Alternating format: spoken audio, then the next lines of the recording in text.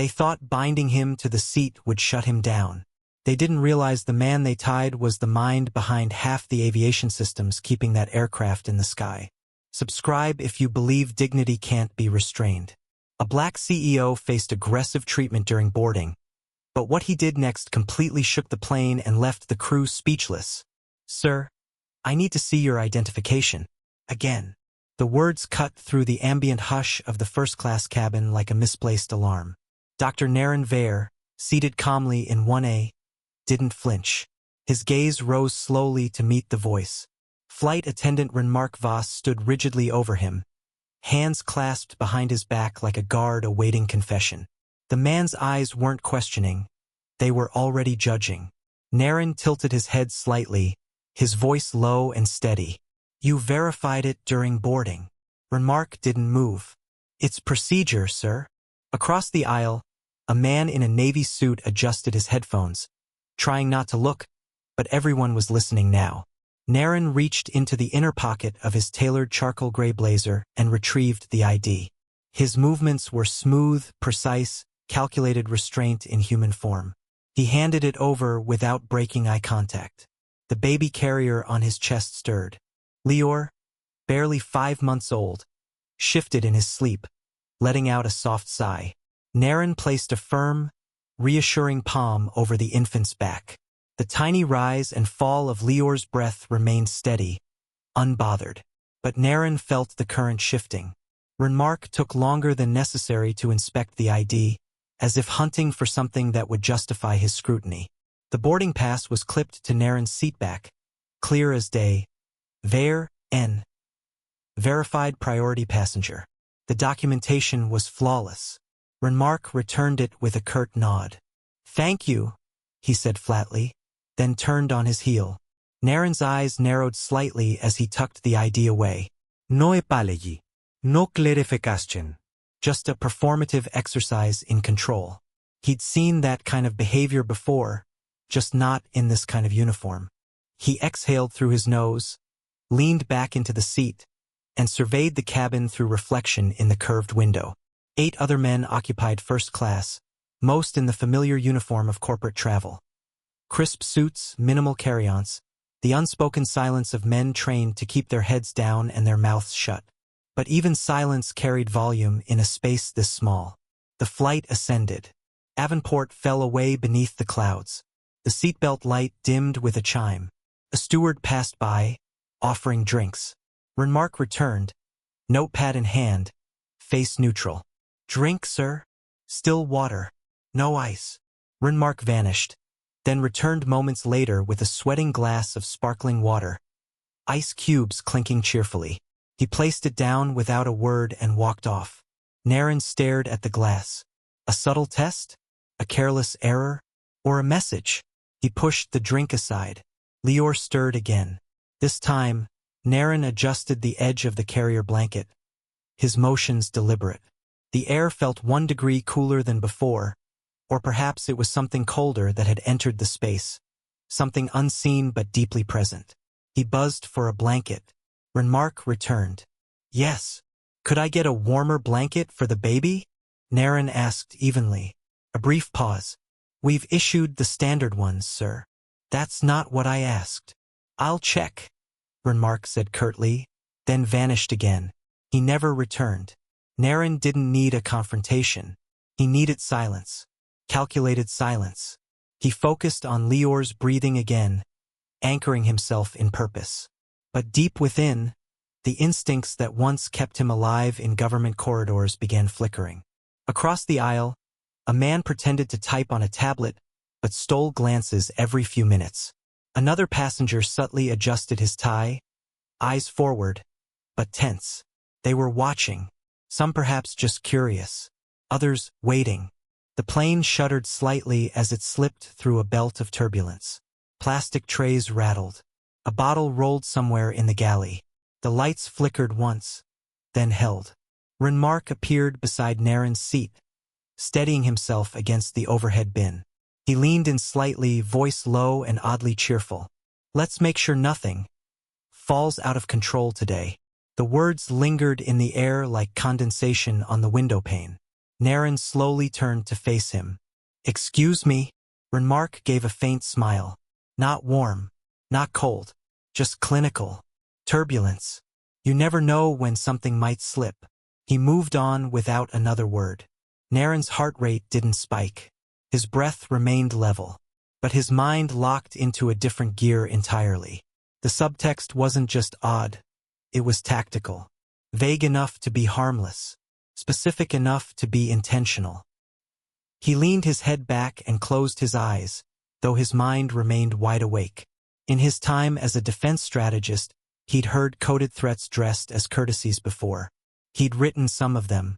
The faint click of a buckle shifting nearby made his eyes open.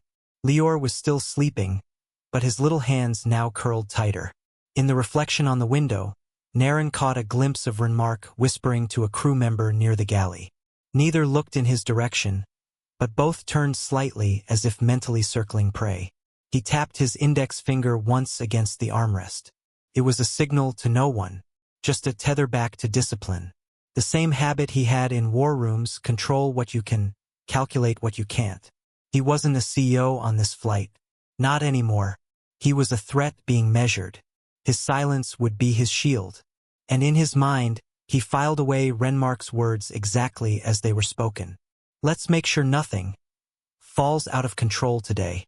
Stand up and face the wall," Renmark Voss said coldly, his voice slicing through the ambient hush of first class.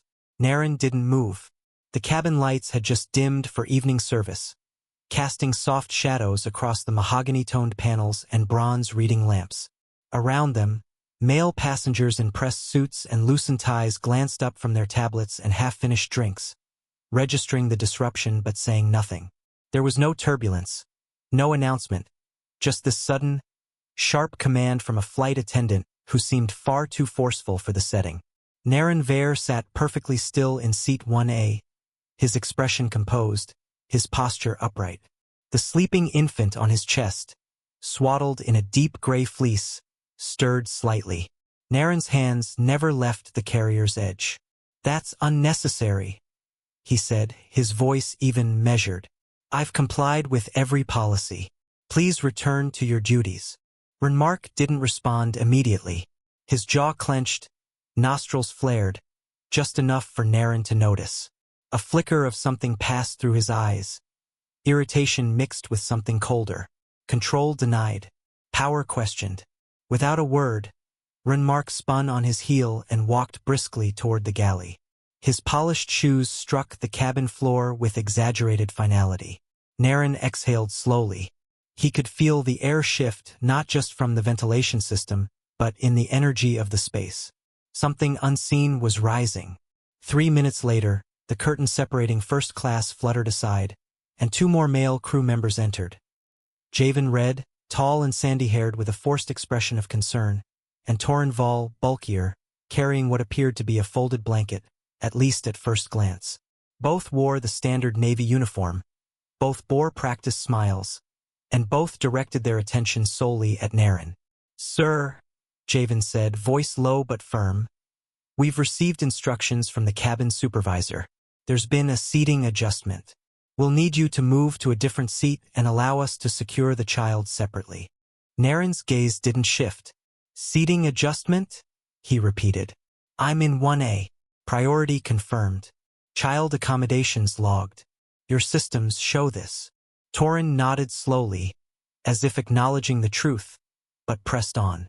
"We understand, sir, but we're asking for your cooperation, not negotiation. This is for the safety of all passengers." Naren let the silence linger. He could feel Lior breathing against him, steady, unaware. The briefcase at his feet remained undisturbed. His mind moved faster than his words. "I'm cooperating," he said quietly, "but I won't be moved without just cause. And I certainly won't relinquish my child." The air tightened. Javen's smile faded. Torin's grip on the blanket shifted, and now Naren could see it wasn't a blanket. It was a tightly rolled restraint cord, the kind used in emergencies for disoriented or medically unstable passengers. They had no intention of resettling him. This was escalation, disguised in procedure. Javen took a step forward. We're asking one last time, sir. Naren's voice hardened, though it never rose. You'll get no compliance for an order that was never law. That was the moment it changed. Without warning, Renmark reappeared behind them, holding a second cord. In a chillingly rehearsed motion, all three closed in. The passengers nearby froze. Some looked away. Some watched with morbid curiosity. No one spoke. No one stood. In seconds, the cords were looped around Naren's upper arms and chest, pulling him back against the seat. The pressure was firm, precise, not wild, but clearly intended to restrain. Torrens secured his right arm. Javen looped the belt across his left shoulder. Renmark tied off the center cord at the base of the seat. Passenger safety override, Renmark muttered, breath sour with adrenaline. For non-compliance. Lior woke with a startled cry, twisting in the carrier. Naren angled his head down, whispering reassurance against the boy's forehead. Even as the rope pressed into his own collarbone, he didn't thrash. He didn't yell. His voice, when it came, was quiet and searing. You've just crossed into criminal territory. Naren's chest rose and fell slowly, deliberately, the way it had during field simulations long before valence existed. The nylon restraints cinched his shoulders and upper arms against the curvature of the first-class seat. Each knot had been pulled tight enough to restrict movement but not to cut circulation. This wasn't improvisation.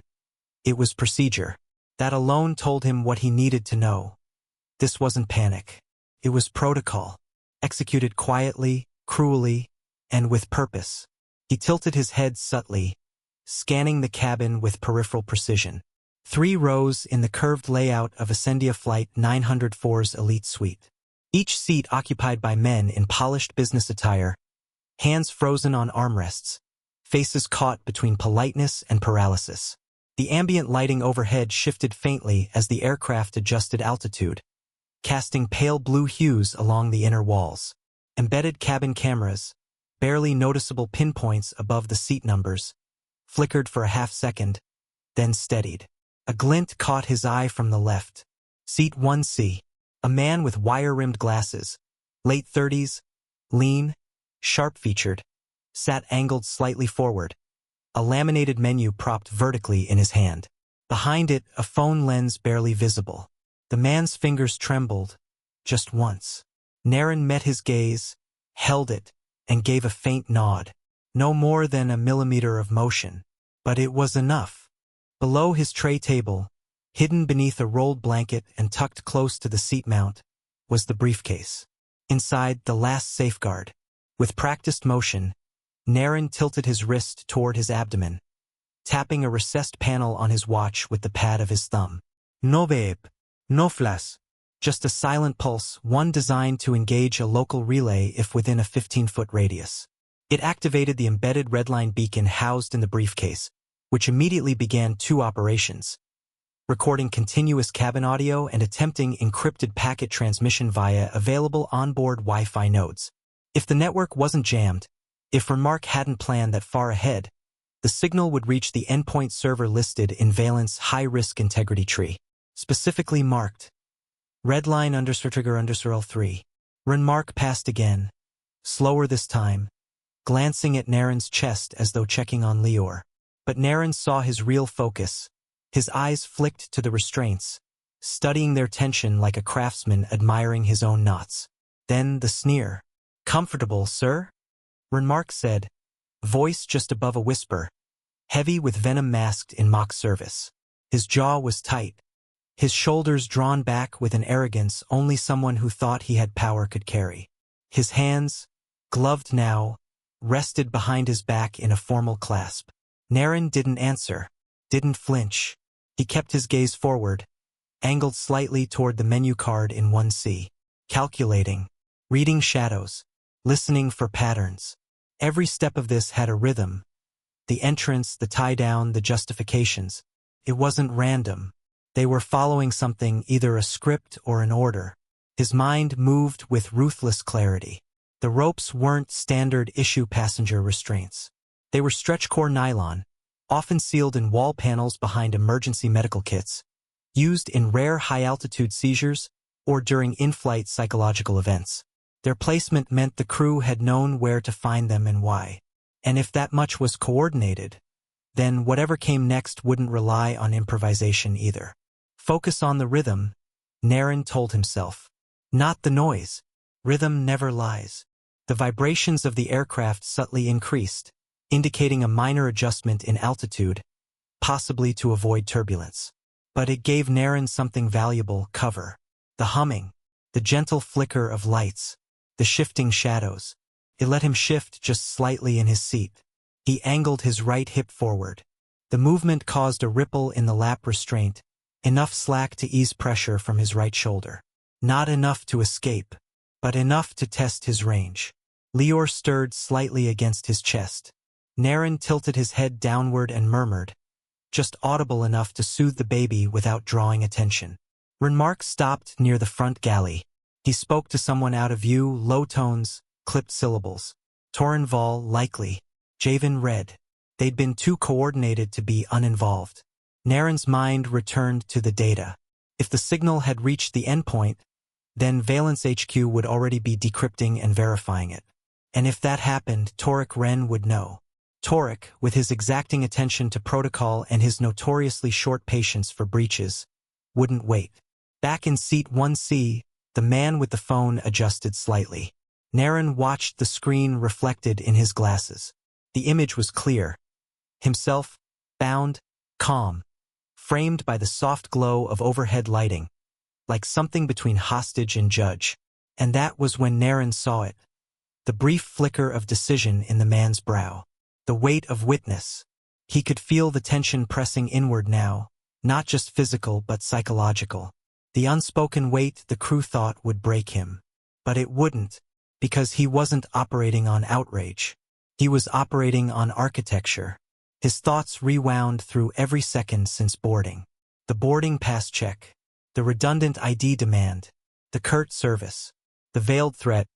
Let's make sure nothing falls out of control today. That line. Naren repeated it silently, letting it loop in his mind, pairing it with the current scene like puzzle pieces from different boxes, suddenly forming a single picture. Renmark's aggression wasn't reactionary. It was anticipatory. It was designed. And if it was designed, it could be dismantled. Across the aisle, a man coughed, loud, deliberate. Another small gesture. Naren noted it. Allies were beginning to reveal themselves, but it was too soon for a confrontation. First, they had to let the rope tighten on its own. He took a slow breath, easing into stillness again. Beneath his seat, the briefcase gave a tiny, imperceptible click, the kind only someone trained would notice. The recording module had activated its second protocol. Continuous cabin scan with time-stamped audio tagging. Naren's mind, sharp as a scalpel now, whispered a single conclusion. You only tie down what you're afraid to face, he whispered. The cabin lights flickered in sudden, nervous spasms, casting momentary shadows across the silent rows of passengers. Overhead bins rattled slightly as turbulence rocked the aircraft, providing a perfect veil for what Naren had been waiting for. A disturbance significant enough to hide his next move. He tensed his abdominal muscles and shifted just enough to shift the balance of the nylon restraint around his waist. The material groaned slightly but held. Still, it loosened just enough for him to regain partial mobility in his right shoulder. He tilted his head carefully. Lior stirred against his chest, a soft whimper escaping the infant's lips. The sound pierced through the muted hum of the cabin, but Naren, despite the strain across his shoulders, lowered his chin and whispered, "It's okay, just a little longer." His voice was low, rhythmic, calculated. Every breath now served two functions: to keep Lior calm and to mask the mechanical intention of his movements. From the front of the cabin, Renmark Voss reappeared like clockwork. His steps were crisp, too precise. He stopped just shy of Naren's seat and addressed the entire cabin. "Attention passengers," he said, voice steady but laced with manufactured authority. "The gentleman in seat 1A is under temporary containment due to a flag discrepancy on our internal system. For your safety and his, we ask that you remain seated and do not interfere with crew operations. No questions. No details. just enough ambiguity to raise suspicion. Naren studied the faces of the passengers around him. Some looked away. Others pretended to sleep. A few stole cautious glances, unsure whether to feel concerned or complicit. That was the effect Renmark wanted, to see doubt without accountability. But Naren saw the cracks. The phrasing, flagged discrepancy, was a corporate dodge, legal-sounding but void of substance. He knew exactly what it was. A planted phrase meant to turn first-class silence into consent. But this wasn't Naren's first time seeing manipulation cloaked as protocol. He turned his wrist again, slowly, deliberately. The motion was subtle, masked by the turbulence. His watch screen lit for a fraction of a second, just long enough for him to activate the secondary layer of the redline relay system. Instantly, the encrypted drive in his briefcase kicked into silent operation, pinging audio telemetry and location data to a secure legal endpoint embedded in Valence Crisis Protocol Network. Miles away, in a quiet compliance office lined with blinking terminals, Torek Wren leaned back in his chair. He had just poured a cup of stale coffee when his console flashed with an urgent signal. Relay trigger, Level 3 Flight 904 VOS containment triggered. CEO tied. The cup never reached his lips. He stood up so fast his chair toppled behind him. Back in the cabin, Naren's eyes remained forward, but his mind was already splitting into 3 layers. One calculating the passenger psychology, one managing Lior's breathing pattern against his chest, and one scripting how he would deliver proof if he made it off the plane conscious. Renmark passed again, pretending to inspect the aisle. He glanced at Naren, gave a brief smirk, and then moved on. But that smile was telling. It wasn't casual. It was a man who believed he had won something. Naren committed it to memory. Weak men smiled early, long before the war was over. The rope marks began to bite into his arms as his minor movement disturbed the pressure points. He winced slightly, not from pain, but from the knowledge that he had only one shot to turn the tide. His thoughts raced through protocols and contingencies. Was there a sympathetic passenger? Someone filming? Had the audio begun transmitting clearly? Would Torek be fast enough? A passenger across the aisle, a man with salt and pepper hair and a clean, tailored blazer, looked up from his tablet and met Naren's gaze for a single second. It wasn't long, but it was enough. Naren blinked once. Deliberately, the man gave the faintest nod and returned to his screen. Another thread in the unraveling tapestry. The aircraft trembled again, more severely this time, as the fasten seatbelt sign blinked back on. Renmark seized the moment and made another announcement. Due to worsening turbulence, please stay seated until further notice. First-class beverage service will resume when safe. He emphasized the last word, as if it were somehow in danger of being redefined. What Renmark didn't realize, what none of them did, was that safety was no longer in their hands. In the Valence data servers, a live map now showed an icon blinking, Flight 904. A red line extended from the aircraft's real-time position to the legal endpoint marked Red Line, Live Extraction Mode. The system was designed for crises exactly like this. No dramatics. Just data. Cold, undeniable truth. Naren leaned back as far as the ropes allowed. His wrists burned. His lower back ached. Lior twitched in his sleep, murmuring softly. Naren closed his eyes for a second, not in surrender, but in calibration. Every move until now had been intentional. But what came next would shift the scale entirely. Not because of a violent outburst, but because Renmark Voss had mistaken restraint for weakness. Because he believed silence meant powerlessness. Naren opened his eyes again, gaze sharp. He knew something Renmark didn't, that every second of this humiliation was now becoming evidence. That every smug step Renmark took would later be time-stamped, logged, and read aloud under oath. As Renmark retreated to the galley with a self-satisfied sigh, the soft whir from beneath Naren's seat confirmed his last check. Transmission confirmed. Every breath, every footstep, every lie. The first thread had snapped. Not from Naren's wrists, but from the illusion that bound them. The more you bind the truth, Naren thought, the louder it breaks loose. Renmark Voss stood over Naren Vair's seat with eerie calm, a folded white cloth pinched between two gloved fingers. His other hand hovered near a sealed pouch tucked under his arm. The moment was quiet, too quiet. The soft hum of the cabin filtered beneath the tension like static waiting to crackle. Lior, still nestled against Naren's chest, gave a tiny restless grunt, but Naren didn't flinch. His eyes were on the cloth. "For your son's hygiene," Renmark said, voice laced with counterfeit concern. He moved slowly, but with a surgeon's precision, as if he had rehearsed every motion in advance. Naren's breath slowed, but his thoughts fired like live wires. The cloth wasn't clean. It reeked, not overtly, but just enough. A chemical undertone lingered beneath the sterilization scent, too sharp to be anything medical. He'd once trained defense personnel to identify chemical suppressants under field conditions. This one had the distinct, bitter tang of a Class B sedative compound, low vapor emission, dermal absorption. Subtle, dangerous, and Renmark was trying to press it near his son. "Stop," Naren said, not loud, but low and firm, a warning wrapped in control. His voice could have been mistaken for a mere objection, but it wasn't. It was a signal. Renmark didn't stop. He angled the cloth closer to Lior, his eyes twitching nervously to check for reaction. Naren knew the crewman expected hesitation, perhaps panic. What he didn't expect was the interruption that came next. "That's enough." A voice broke through the hush like a snapped wire. Every head in first class turned. The man in seat 1C had stood, tall and certain, arm outstretched and phone raised. "This man is being restrained without cause," he said clearly, his tone a mixture of outrage and command. "I recorded everything. You'll answer for this." Renmark froze mid-motion.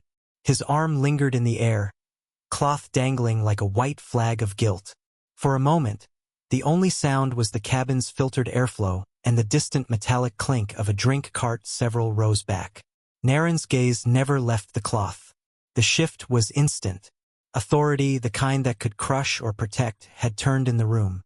From across the aisle, another passenger rose. A man in a dark blazer, neat posture, eyes sharp with institutional memory.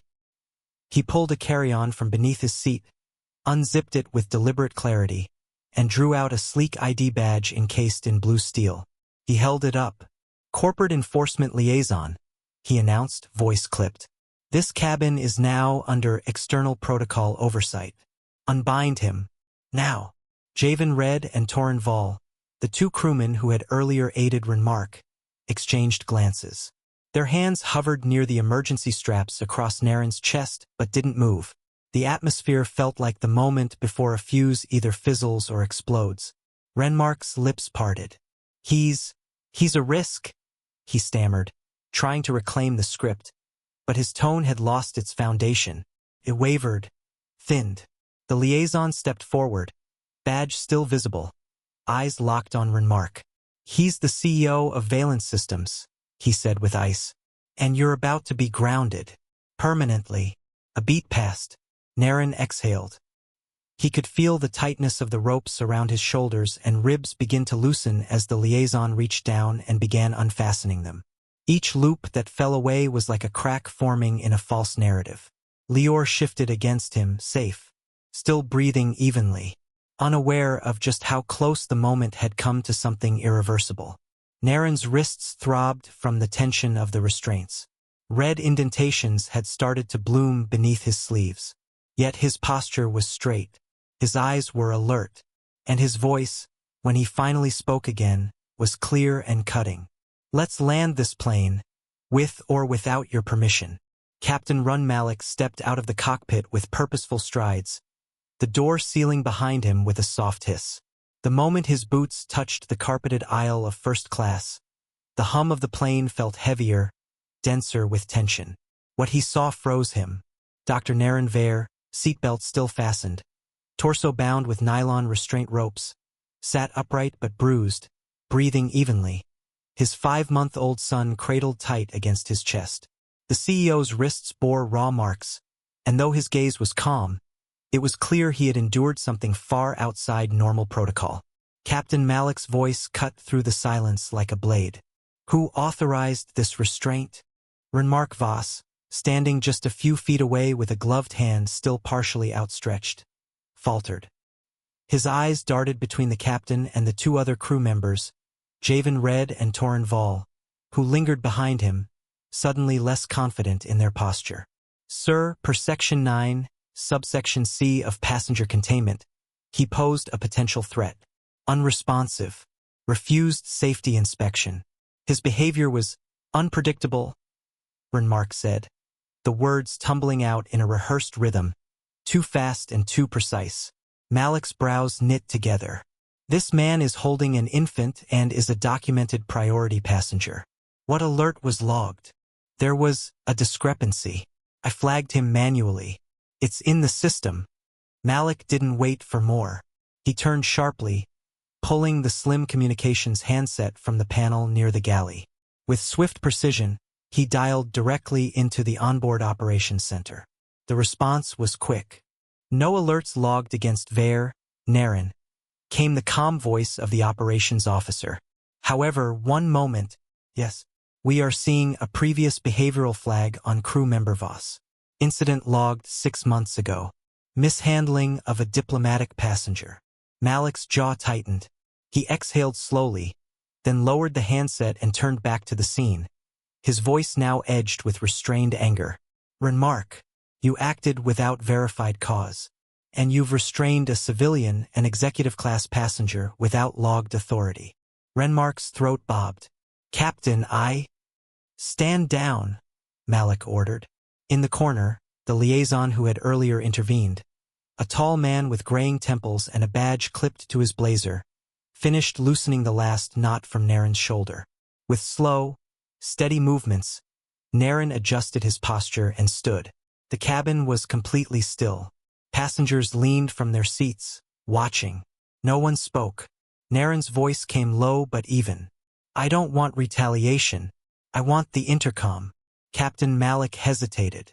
The request was unusual, almost unthinkable mid-flight. But he saw the calm in Naren's eyes. This was not a man panicking. This was something else. Something measured. He nodded once. The liaison handed Naren the handset. The CEO of Valence Systems stepped forward, his wrist still bearing the marks of pressure, his son now calm and half asleep in his arms. He didn't clear his throat. He didn't raise his voice. But the cabin fell into a hush. My name is Dr. Naren Vare, he began. Some of you witnessed what happened. Some of you may not understand it. But let me say this plainly. He paused, letting the silence carry the weight. I was restrained not because of risk, but because of who I am, what I carry, and what certain people feared I might expose. Gasps moved like a ripple through the cabin. Renmark, now pale, took a half-step back. One of the passengers reached for their phone again. Naren continued, his voice unwavering. Let this moment be recorded, because from here on, I will be. He handed the intercom back to the captain, who received it wordlessly. As Naren returned to his seat, free now, holding Lior close, the plane's altitude subtly dipped. The descent had begun. The whir of cabin pressure adjustment filled the space. He looked out the window once, then said not to anyone in particular but to the entire moment. This landing won't just touch down on runway, Naren said. It'll crash into headlines.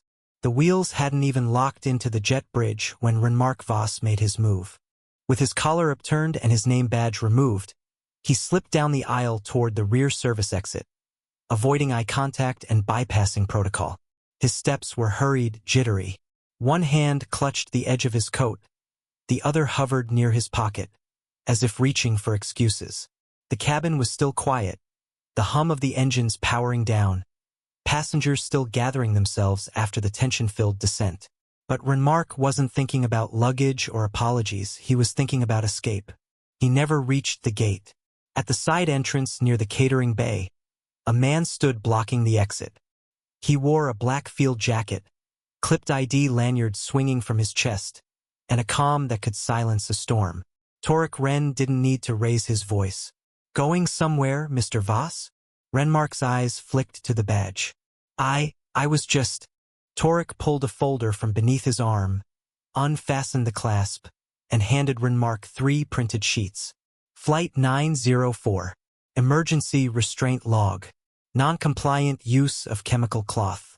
Internal disciplinary citation, 2019. Sealed but not expunged. We have reason to believe this was premeditated. Renmark's face drained of color. That's internal data. You're not cleared to... I am now, Torek interrupted. He stepped aside, revealing 2 federal airport officers behind him. And so are they. Back inside Gate 17, the jet bridge was swarming with movement.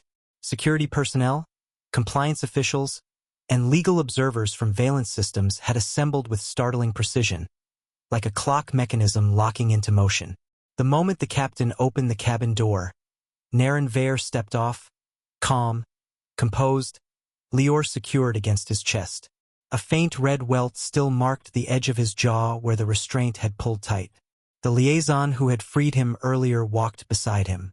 No words were exchanged, just subtle acknowledgement in their eyes. Now it begins. A young officer approached, notepad ready. Dr. Vare, we'd appreciate a preliminary statement regarding the incident. But Naren didn't break stride.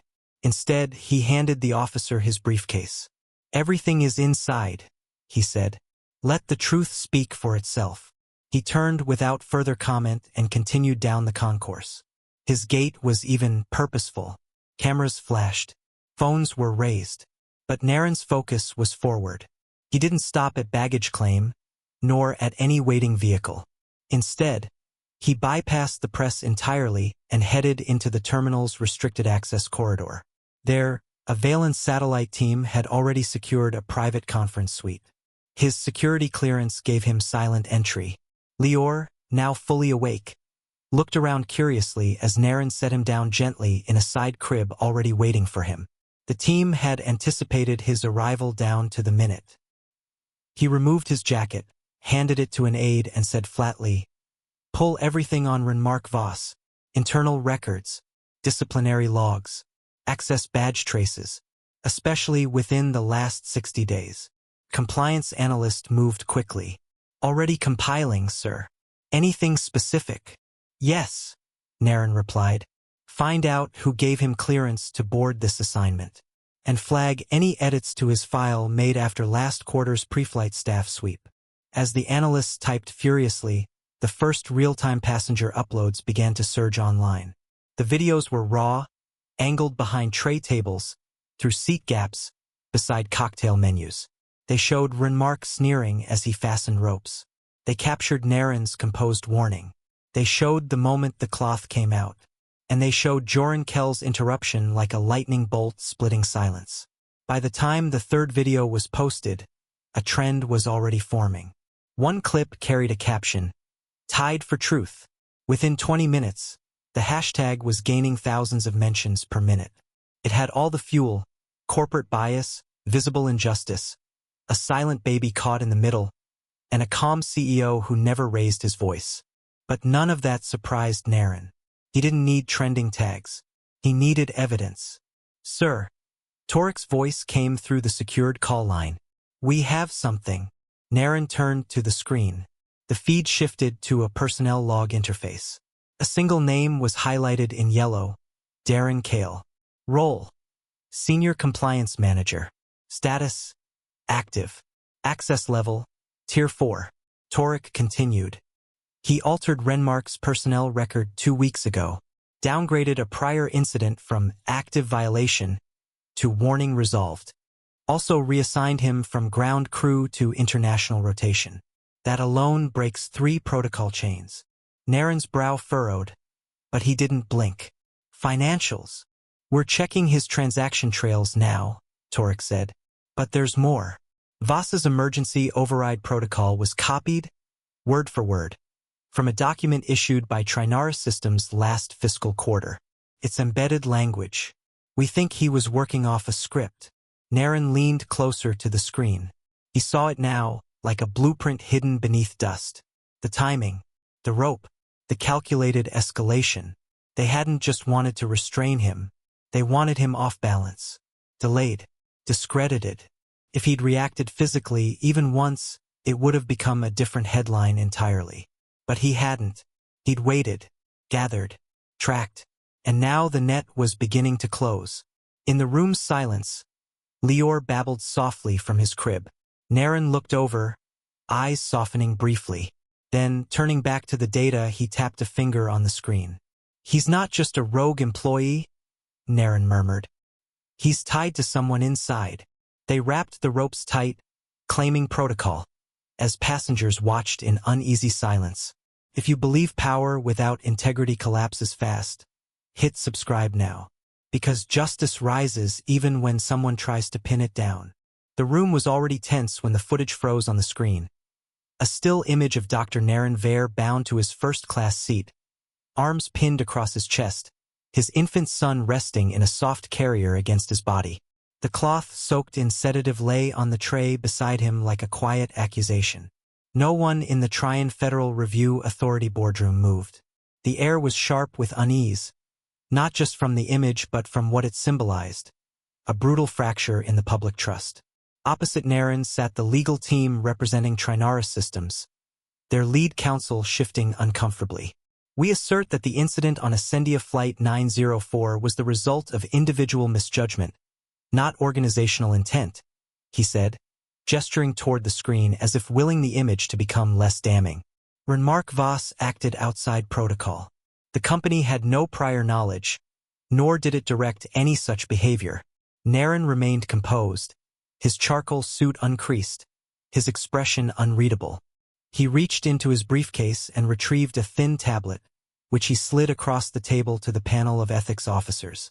"I believe you'll find the intent was not only present," he said quietly, "but documented." The lead examiner, a broad-shouldered man named Rylan Merrick, tapped the screen. The tablet came alive with time-stamped email threads and internal memos. The words were cold, direct, unmistakable. "Contain the vote carrier. Delay the payload if necessary. Trigger him if needed." Then came the phrase that made the entire panel lean in. "Restrain his presence, not just his arms." A thick silence spread across the room like ink in water. Even the opposing counsel's voice faltered as he stood to object. This could be taken out of context. Naren didn't raise his voice. He didn't need to. "The context," he said, "is Flight 904, and the knots around my chest, and the cloth laced with chemicals." His eyes locked on the opposing table. This was not restraint. It was orchestration. The board summoned witnesses. Joran Kell, passenger from seat 1C, stepped forward. His voice was steady, his hands firm. "I witnessed the entire sequence. I recorded it. I saw the flight crew confront Dr. Vare multiple times without justification. I saw them bind him. I saw the cloth." He paused. "I stood up because it wasn't right." The second witness, the onboard liaison, followed. Dr. Vare complied with every policy. His ID was verified. His boarding pass was authorized. "I only revealed myself after witnessing what I deemed a federal-level rights violation." He was not a threat. He was targeted. One of the panelists asked, "Was this targeting based on corporate motives?" The liaison nodded. "There's no other explanation that fits the coordination, the language used, or the fact that a sedative cloth was applied to a conscious, restrained passenger with an infant. That level of action requires directive." A flicker of uncertainty passed across the Trinaris legal team's faces. Then the final blow arrived. A new image appeared on the screen. Darren Kale, the compliance manager who had edited Renmark's personnel file, in a grainy photo stepping out of a Trinaris-owned facility 3 weeks before the incident. Another file opened. Bank transfers traced through shell firms, ending in Darren's name. Payoff. A setup. The panel convened in private for deliberation, but it didn't take long. Within 40 minutes, the door reopened. Merrick stood, eyes grave but resolute. "Renmark Voss is hereby suspended under federal aviation ethics codes. Darren Kale is to be referred for criminal proceedings and banned from any compliance role. Trinaris Systems is stripped of eligibility for the federal clean tech compliance contract. He glanced at Naren. And Dr. Vare, your compliance vote has passed unanimously. There was no applause.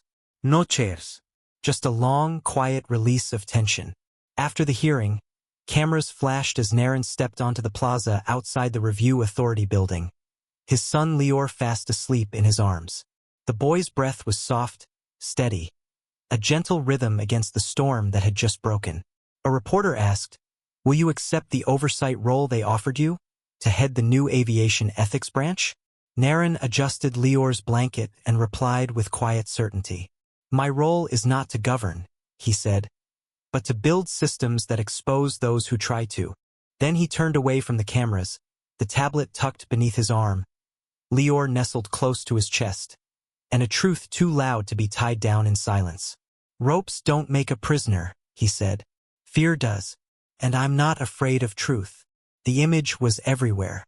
It played on silent loops behind news anchors, glared from breaking news banners, and crawled across tickers beneath corporate panels. A black man, bound by thick restraint ropes in a first-class seat. His 5-month-old child curled against his chest, his expression calm, but defiant. That man was Dr. Naren Vare, and the story didn't fade in 24 hours like others. It detonated. Within 3 days, the footage from Flight 904 had reached over 70 million views globally. Yet it wasn't just the visual that ignited public outcry, it was the story behind the frame. The footage, first uploaded by fellow passenger Joran Kell and later verified by cabin liaison Ferris Malin, was accompanied by metadata, timestamp logs, and voice recordings that painted a picture of comm sabotage met with unflinching control. Commentators tried to label it racial profiling, corporate sabotage, in-flight abuse, but no category fully captured the event. Because Naren hadn't responded with fury, he had responded with strategy. He turned down most television interviews. He ignored celebrity panel invitations. Instead, seated alone in a private room at Valence Trine satellite office, Naren focused on the one thing that wouldn't fade with a headline: architecture. Not buildings, but systems. Systems that couldn't be bullied. Systems that didn't buckle under fear. He named it the Passenger Dignity Ledger. The concept was simple on the surface. A decentralized, blockchain-based ledger that allowed passengers worldwide to log grievances, mistreatment, or inconsistencies in service in real time. But Naren knew the real power wouldn't be in the complaints themselves. It would be in the pattern recognition, the accountability, the prevention. "We don't need louder passengers," he told his chief systems advisor, Dr. Ven Tom. "We need a smarter system, one that makes mistreatment statistically visible." Ven, a narrow-faced man with tech-worn fingers and sharp eyes, leaned in. "We can rig behavior triggers," he said. "Build algorithms that detect anomalies in crew response logs. Like if restraint gear is accessed more than once mid-flight without a medical code logged." Naren nodded. "Audit them before they audit us." Within 48 hours, the prototype dashboard was online, running simulations from archived flight records. By the third day, Valence had offered to fund development across allied partners. But they didn't expect what came next. A rival airline, Skyline Vector, made the first public move. In a formal announcement, their CEO, Dorian Vexler, declared, "We believe in earning public trust, not assuming it. We volunteer to pilot Dr. Vare's Dignity Protocol across all international business class routes effective immediately." The news went viral. Ascendia Airways, whose silence was already damning, suddenly looked archaic.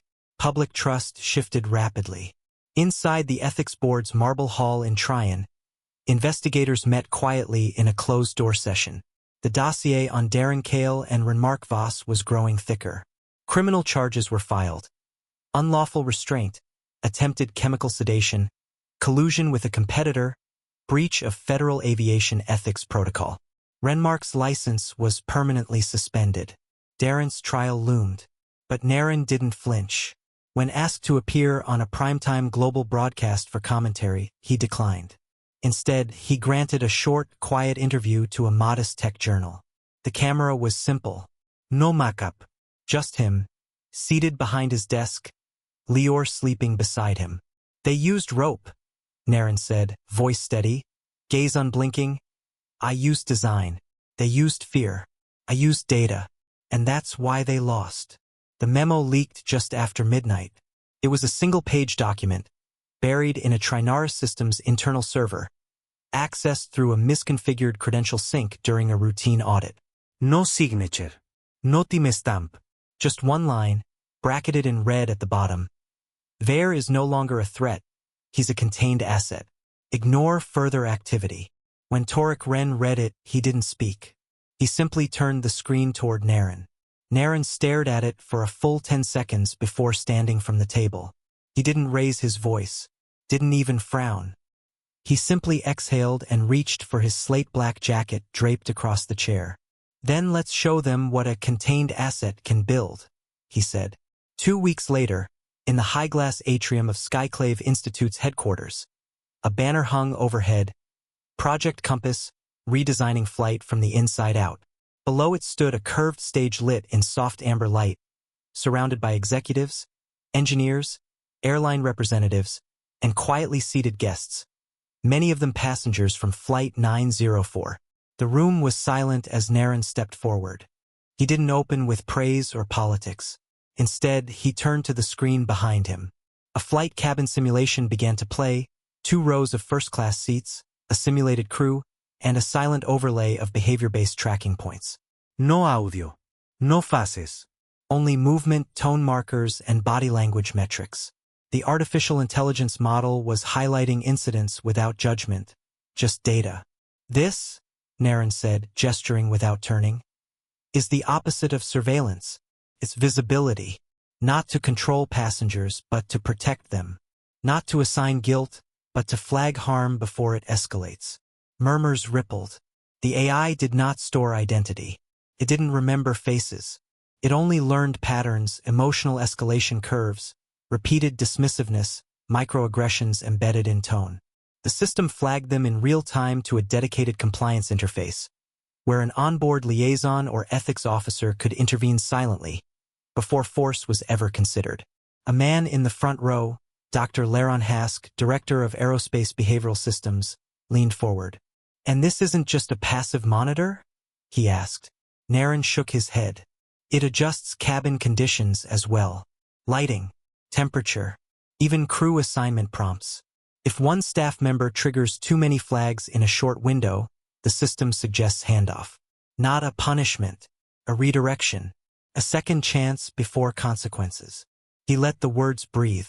The air in the room felt tighter now. Not from tension, but from focus. Then the video shifted. The same simulation, this time with the restraint incident from Flight 904 reconstructed in anonymized format. A cabin ethics threshold breached.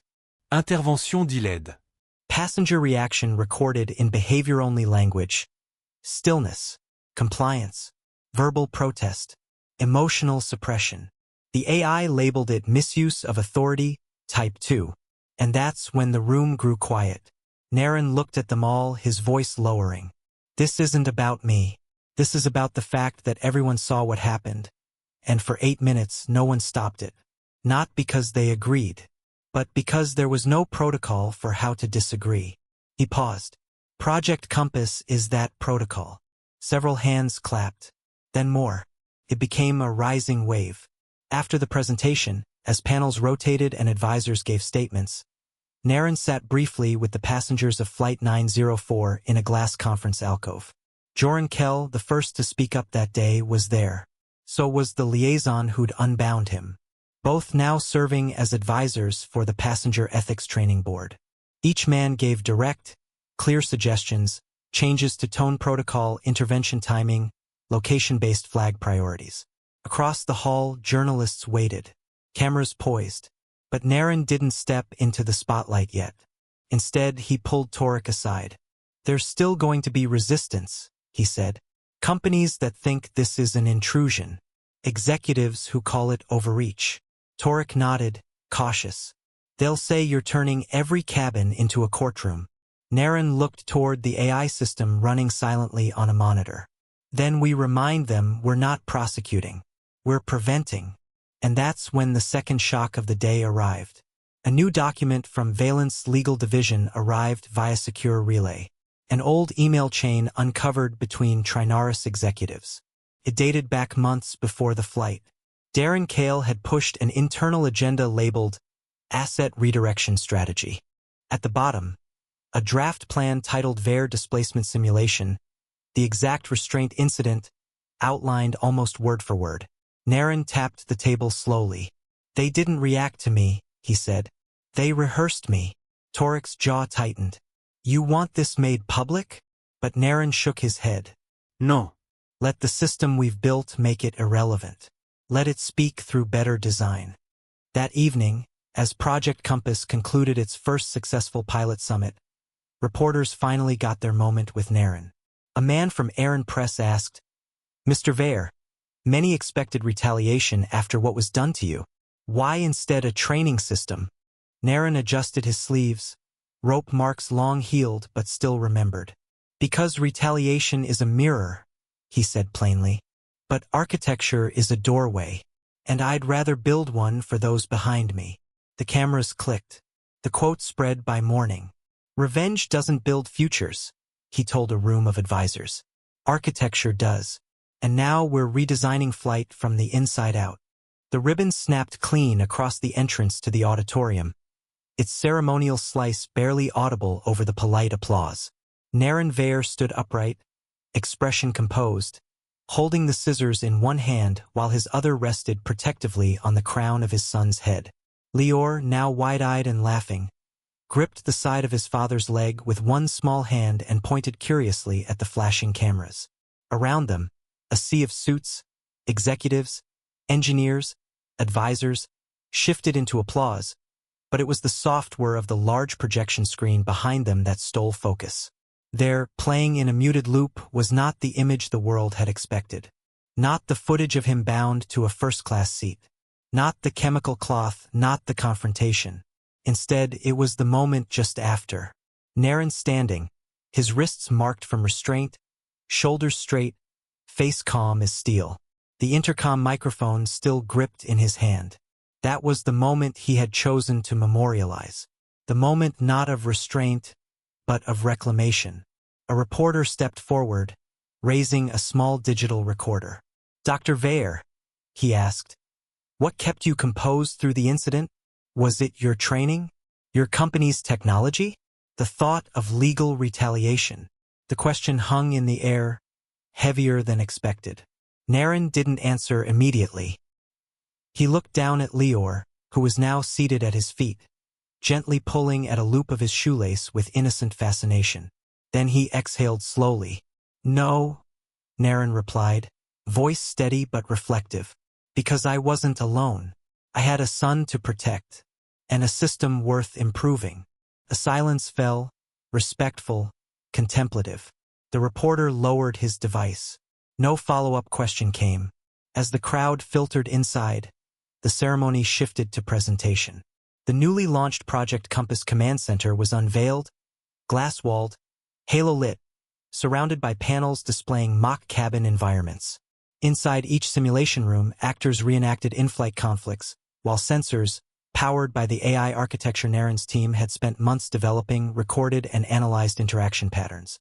Not faces, not names, just behavior, tones, biases, escalation thresholds. Every pattern had been built from Flight 904's forensic logs. Every loop studied, every breach converted into a correction. Naren stood before the monitors, explaining the system's real power. Not surveillance, but signal interpretation. It wasn't about catching bad behavior after the fact. It was about interrupting the silent build-up before it exploded. At the back of the room stood a group of college ethics students invited to witness the launch. One young man raised his hand. "Sir, how do you teach restraint to people trained for control?" Naren paused. It was a sharp question, a vital one. He turned, walking closer to the group. "You teach them the difference," he said. "Control is about dominance. Restraint is about responsibility. Protection is not power over someone. It's power beside them." He gestured to a monitor where a reenactment showed a crew member pausing, hands open instead of grabbing, posture lowered instead of towering. The highest authority, Naren said, lies not in domination, but in response. The crowd murmured with agreement, but the weight of that truth settled deeply into the room. It wasn't theory, it was lived, tested under fire, and carried now in policy. Not everyone accepted the narrative so quietly. 2 weeks prior, Renmark Voss, his aviation license permanently revoked, filed a defamation suit. His legal team argued that the viral footage and testimony had destroyed his career. The case was thrown out within days. There was no defamation where truth had already been proven in federal record. He appealed. The court denied it. The ruling cited documented, willful misconduct, and attempted physical incapacitation of a registered passenger. As for Darren Cale, he faced sentencing quietly, behind closed doors. No cameras. No press statements. Just a line in the official registry. Barred from any compliance oversight role for life. His name disappeared from the public record soon after. Naren never mentioned either man again, not in interviews, not in public addresses, not even in internal debriefs. They were no longer the story. They were symptoms of a system that had already begun to change. Weeks passed. Project Compass gained traction beyond the aviation sector, hospital protocols, school transport systems, diplomatic convoys. Everyone wanted a framework for de-escalation. But Naren remained focused. He didn't capitalize on popularity. He used it to anchor policy. As the event neared its close, he returned to the podium with Lior in his arms. The toddler clutched a fabric patch from one of the mock crew uniforms, unaware of the symbolism it carried. Cameras focused in. One final question came. What would you say to those who still think what happened to you was procedural? That it wasn't personal? Naren looked directly into the lens. I don't waste breath convincing those who prefer doubt, he said. I build systems they can't ignore. He stepped down, returning to his son's side. The screen behind him flickered, then froze on that now iconic frame. A man rising, not just from a seat, but from the exact point they tried to silence him. And just before the lights dimmed, a final voiceover clip played from one of his earlier interviews. Clear, resonant, unshaken. When they tied me down, Naren had said once, they never realized they were tying themselves to history. 6 months after the incident on Ascendia Flight 904, the global aviation world changed in quiet, deliberate steps, none louder than the ones written into law under the banner of the VAIR Passenger Rights Accord. It was the first globally ratified framework requiring ethical restraint policy, mandatory bias intervention training for airline staff, and a system of real-time accountability logging that could not be tampered with or delayed. Airlines had 3 months to comply. Those that didn't were publicly listed under the newly formed Non-Compliance Registry, a rotating digital bulletin overseen by an independent ethics board. For many, the regulation was a nuisance. For others, a symbol. But for Naren VAIR, it was neither. It was architecture meant to hold, not to harm. He didn't attend the televised signing ceremony. He didn't need to. His signature had already been written into the spirit of the law the moment those ropes bound him and failed to silence him. That day was a scar in public memory now, a freeze frame shared in press reels and security briefings. But Naren had already moved beyond the moment. Inside his office on the 34th floor of the Valence Systems Tower in Tryon, a quiet message came through his internal console. It wasn't flagged as urgent. No encryption. No formal header. Just a direct message from a man halfway around the world. A father, traveling with his infant son. I'm writing from a flight to Norvent, the message began. Crew offered me a blanket without asking. One of them gently lifted my son's pacifier when it fell. And the lead attendant, he told me something I didn't expect. He said, "We remember Dr. VAIR. I didn't know your story in detail until now. But thank you, truly." Naren read it in silence. He didn't blink. For a long time, his fingers hovered above the console, not to reply, but to preserve the moment. He closed the message and leaned back in his chair, gazing out the tinted glass at the fog-wrapped skyline. The city didn't know what had shifted that day in the sky, But the air felt different now. Calmer. Watched not by control but by care. Behind him, soft babbling echoed. Lior sat cross-legged on the office floor, crayons scattered like colored comets across a thick drawing pad. The toddler gripped a blue crayon and, with impressive focus for a child his age, began drawing line after line, loops, angles, tight swirls. At first, they looked like jumbled shapes, but Naren recognized them. Rope patterns. The boy had seen the images once, over Naren's shoulder as he reviewed old footage. But Lior, in his innocence, was reimagining them, not as symbols of restraint, but as possibility. Star, Lior giggled, holding the page up proudly. The lines had twisted into a 5-pointed star, irregular but bright.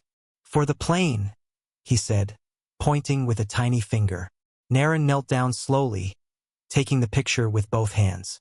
His eyes moved over every stroke. The loops weren't perfect, but neither was change. It didn't have to be. It just had to be real. Yes, he whispered, brushing Lior's curls gently with one hand. For every plane after this one. Outside the window, another aircraft rose into the morning light, its trail vanishing into the haze, quiet, purposeful, unshaken. They tied me to silence, but I used the ropes to build a signal no one could ignore. They tied the wrong man, and the entire plane froze when he calmly revealed who he was, flipping the situation with nothing but the truth. If you believe real authority doesn't need force, subscribe now. Because justice shakes cabins, not fists. Disclaimer: the story you just watched is fictional. It highlights abuse of authority, prejudice, and the power of composure and strategic action in confronting wrongdoing. Its purpose is to raise awareness, inspire empathy, and encourage conversations about equality, accountability, and treating every passenger with dignity and respect.